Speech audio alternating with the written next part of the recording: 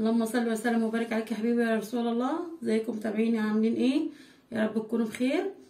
احنا اليومين دول يا جماعه كل ما يمشي في السوق نتكعبل في الجزر، ويا مكتر الجزر اليومين دول في فتره الشتاء، واحنا قلنا الشتاء جميل بخيراته الحلوه، كل جميع انواع الخضار بتبقى جميله فيه، فالجزر من ضمن الانواع.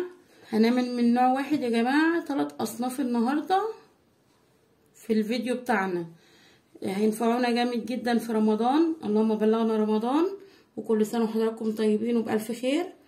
ربنا يعود علينا الايام بخير يا رب ان شاء الله.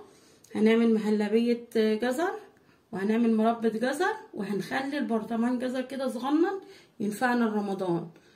وان شاء الله ان شاء الله هنبتدي الاول بالمهلبيه. هنجيب لها نص كيلو جزر، هنبشره او تقطعيه، او انا هفرمه في الكبه بصراحه لان انا مش قادره ابشر. اليوم النهارده كان مجهد جدا، ويعني كان متعب جامد عليا، فانا ان شاء الله هفرمه في الكبه. وهيبقى معانا للنص كيلو جزر كوبايه ونص سكر وعود قرفه. احنا هنفرم الجزر دلوقتي وهنحط عليه السكر وهننقعها ساعتين 3، او ممكن تنقعها من بالليل لتاني يوم. فده اللي انا بعمله حاليا دلوقتي، ان انا هنقعها لتاني يوم، فعشان كده هفرمه ونحط المكونات في التلاجة. انا دلوقتي يا حبايبي بقطع الجزر في الكبه تقطيع كبير، وهي تفرمهولي صغير، اللي قادر يبشر يبشر. دلوقتي يا جماعه بفرمه، او ما بيبقاش مفروم قوي ناعم، عايزه تفرميه خشن براحتك، عايزه تنعميه حسب رغبتك يعني. دلوقتي فرمناه فرم خشن اهو، شايفين زي ما قدام حضراتكم. نفضيه في علبه محكمه الغلق عشان احنا هنحطه في التلاجة. عايزه تنقعيه ساعتين، يعني عملتي بالنهار تنقعيه ساعتين براحتك، انما انا هبيته في التلاجة. وزي ما قلت في اول الفيديو، ممكن تقطعيه ممكن تبشريه، المتاح تحت ايدك اشتغلي بيه. هنحط عليه السكر كوبايه ونص سكر، نقلبه. اذا تحطي شرايح برتقال حطي، بس انا بصراحه مش حابه لان انا هبشر بشره برتقال خفيفه عليه اما اسويه. وعود القرفه، ونسيب الخليط بقى نغطي عليه علبه محكمه كده، ونحطه في التلاجة على الرف لحد الصبح. وبقيه الجزر دول 3 كيلو جزر معايا، هعمل جزء منه مخلل وجزء منه مربى. احنا عملنا 3 اصناف، حلويات وسكريات ومخللات.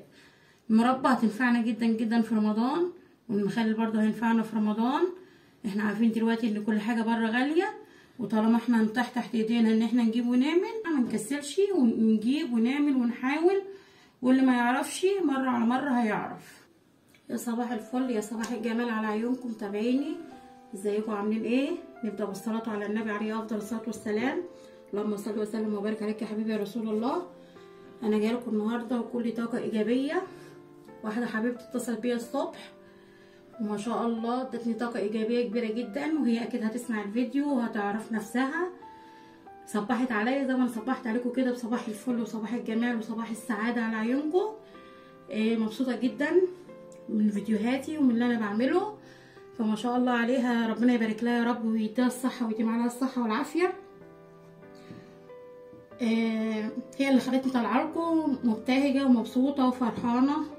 الفيديو ده يا جماعه بتاعنا النهارده طويل شويه، هتلاقوني عاملاه لكم على مقطعين. هو على قد ما هو نوع واحد بس بنعمل منه 3 اصناف، بس بصراحه يعني متعب شويه.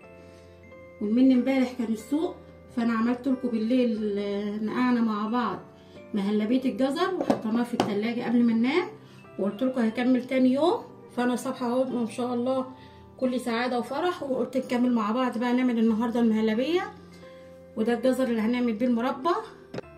فالاول قبل ما ابتدي في الفيديو حابه بس اصب الشاي عشان لسه فطرانين. انا يا جماعه بحب الشاي بتاع البراد، ما بحبش الكاتل بصراحه، ما بحبش الشاي بتاعه نهائي. الكاتل ده مخلياه اللي انا بعمل رز، بعمل اي اكل محتاجه ميه سخنه ضروري، انما ما بحبش الشاي بتاعه، مبحسلوش بطعم. عملت احلى كوبايتين شاي اهما، هشرب وانا شغاله معاكم. والله كوبايه شاي تظبط المزاج. احنا كده تاني يوم الصبح، الجزر بتاع المهلبيه نقعناه بكوبايه ونص سكر، وحطينا عود قرفه عايزه تحطي قرنفل حطي، المتاح تحت ايدك. ومعانا معلقتين نشا ومعلقه كريم شانتيه، بحب الكريم شانتيه في المهلبيه. ومعانا معلقتين كاستر، ومعانا لتزيين الوش جوز الهند وسوداني مفروم وزبيب، ومعانا لترين لبن. وده بقى اللي حضراتكم شايفينه ده قشر برتقان وقشر استفندي، انا مقشراهم، ممكن تبشريه، بس انا بصراحه يعني ارتحت في الطريقه دي اكتر، ان انا بالمقشره كده بشيل الطبقه الخفيفه، مبشيلش معاها حاجه خالص من الطبقه البيضه دي، لان الطبقه البيضه دي بتمرر المهلبيه او المربى. شايفين؟ بشيلها كده بطريقه خفيفه كده بالمقشره. والاستفندي قشرته وجردت الطبقه البيضه ورحت فرماه في الكبه الصغننه اللي عندي، فطلع معانا بالطريقه دي. انا حبيت بس اوريكم انا مقشره ازاي. نروح على النار بقى نفضي الجزر كده ونسيبه مع بعضه بميته كده. شوفوا نزل ميه قد ايه، زي ما انتم شايفين يا حبايبي. نزلنا بالمهلبيه في الحله، نسيبها مع بعض بقى، الميه ديت هتغلي ولما الجزر يستوي هنرجع له تاني. نسيبه مع بعض كده.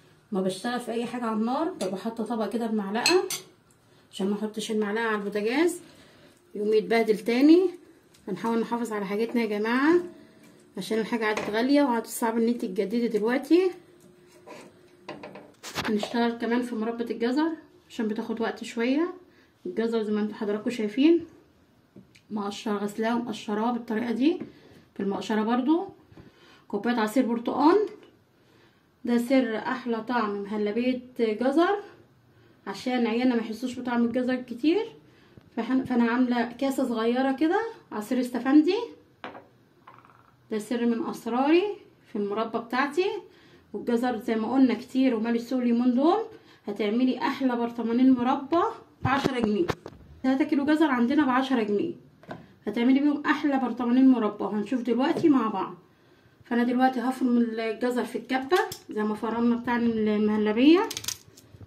نقطع الجزر كده يا جماعه في الكبه، ممكن تبشريه زي ما قلنا، بس اختصارا دلوقتي. فرمنا الجزر بالطريقه دي عشان نعمل المربى. هننزل بكوبايه عصير البرتقال، كوبايه صغيره بتاعت عصير الاستفندي، تخلي طعمها روعه منتهى الجمال. ومعانا كيلو سكر. الفاكهه المتاحه قدامك في السوق حاولي تعمليها مربى. الفراوله اعمليها في بيتك تبقى جميله جدا، اروع من بره. الحاجات اللي احنا بنشتريها من بره، الحاجه دلوقتي البرطمان المربى بشيء وشويات، فاحنا نعمل في قلب البيت عندنا. احنا كده كده بنشتري الحاجه، نعمل منها بقى مربتنا ونملى بيتنا ونملى تلاجتنا، بتبقى انضف واضمن من بره. معانا عصير ليمونه، بس دي لما المربى تستوي معانا خالص هنضيفها في الاخر. دي الماده الحافظه بتاعتنا، ليمونه او ملح ليمون لو عندك. وكده كده برضو السكر بيبقى ماده حافظه. حطينا المربى على النار، هنسيبها تتعايش مع نفسها على نار عاليه تغلي. والمهلبيه زي ما حضراتكم شايفين عماله تغلي معانا. اول ما الجزر يستوي هنحط عليها اللبن، نسيبها بس تكمل سواها لسه شويه. المهلبيه والمربى يا جماعه حطيناها على البوتاجاز تستوي. تستوي هنعمل احلى برطمان مخلل ينفعنا رمضان ان شاء الله. ربنا يعود علينا الايام بخير وعلينا وعلى حضراتكم ان شاء الله يا رب. معانا جزر مقشراه مقطعاه بالقطاعه بالطريقه دي، وهوريه قدام حضراتكم دلوقتي. معايا معلقتين 3 فلفل احمر مفرومين من اللي بنعينهم في الفريزر من السنه للسنه. معايا لتر ميه مغلي وبارد غلياه ومبرداه. معايا كام قرن فلفل، كام فص ثوم، معايا معلقه عصفر، معلقه حبه بركه، ومعايا الملح وربع كوبايه خل. اللتر الميه يا جماعه، اللتر الميه له 4 معالق ملح، بس انا في الجزر هحط 5 عشان ان الجزر بيبقى مسكر. ومعايا بقى التكه بقى اللي بتحافظ على اي نوع مخلل، معلقه سكر. معلقه السكر دي بتحافظ على المخلل ان هو ما يتهريش من الملح اللي فيه، ودي بتعتبر ماده حافظه.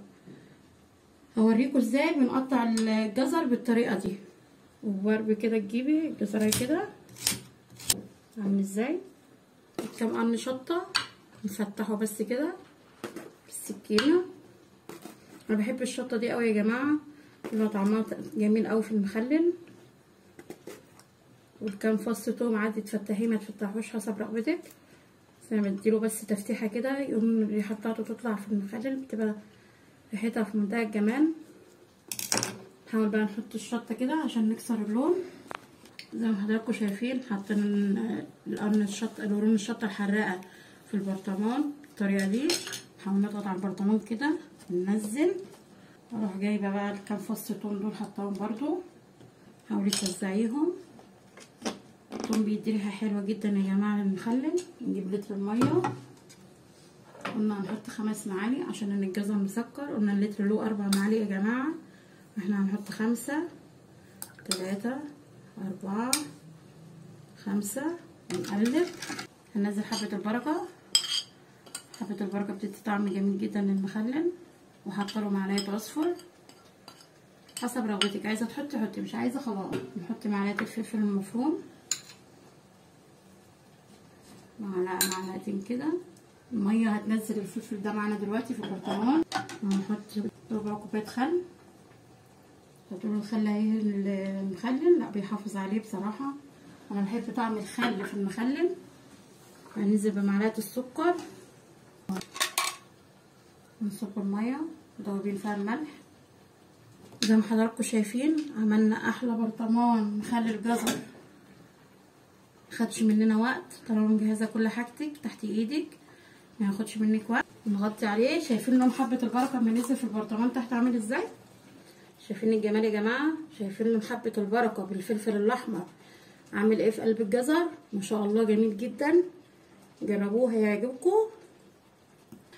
تفضلي قافله عليه جامد وتتاكدي ان الغطا محكم عشان ما فيش اي هواء يدخله.